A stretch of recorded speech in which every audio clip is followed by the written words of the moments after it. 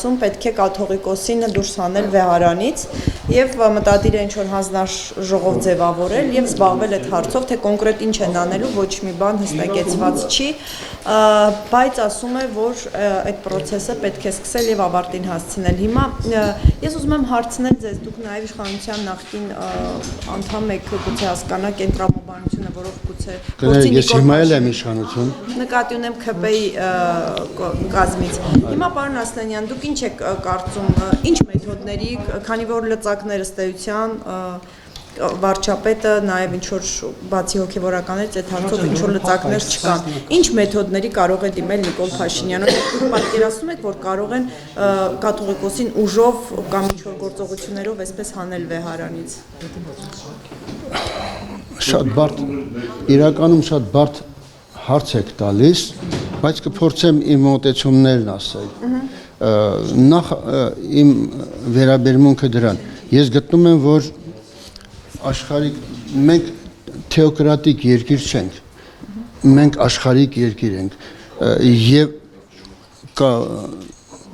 այդպիսի բան, այսինքն աշխարհիկ իշխանությունը իրավունք չունի մտնելու հոգևոր աշխարհ։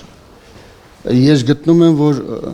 այն ինչ այսօր արվում է հայոց եկեղեցու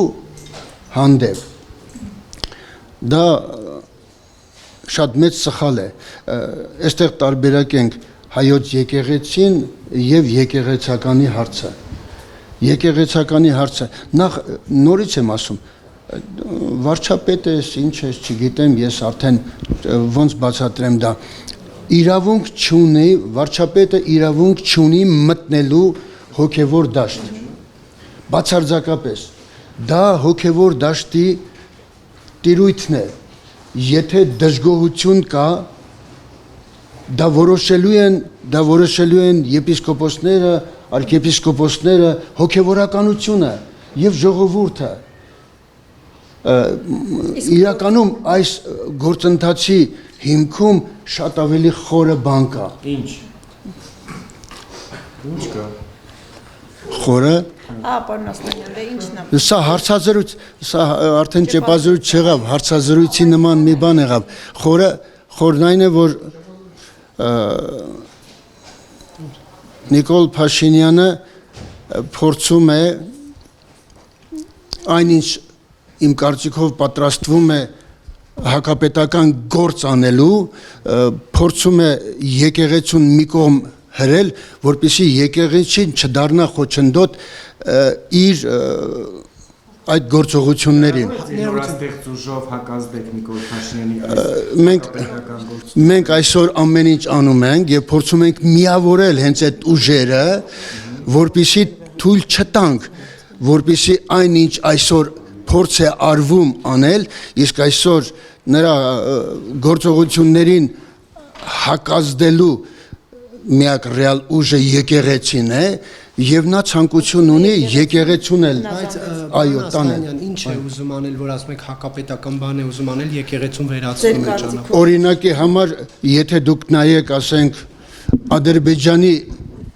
հոգևորականության ղեկավարության հայտարարությունները, որ արդեն ստեղծվել է արևմտյան Ադրբեջանի թեմ, կարծես, եւ նպատակը որն է, կարծում եմ Նիկոլ Փաշինյանը մի ցանկություն ունի ամեն գնով խաղաղության այս պայմանագիրը կնքել, որպեսզի վերընտրվի։ Սա ամբողջությամբ տանում է միայն վերընտրման նորից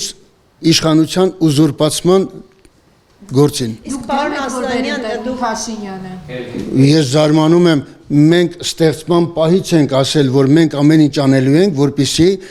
Փաշինյանը չվերընտրվի, որովհետև անկախ նրանից, որ նախորդ տարիներին ինչ է արվել կամ ինչ է բաց թողնվել, Փաշինյանը իրեն սպառել է եւ նա պետք է հեռանա։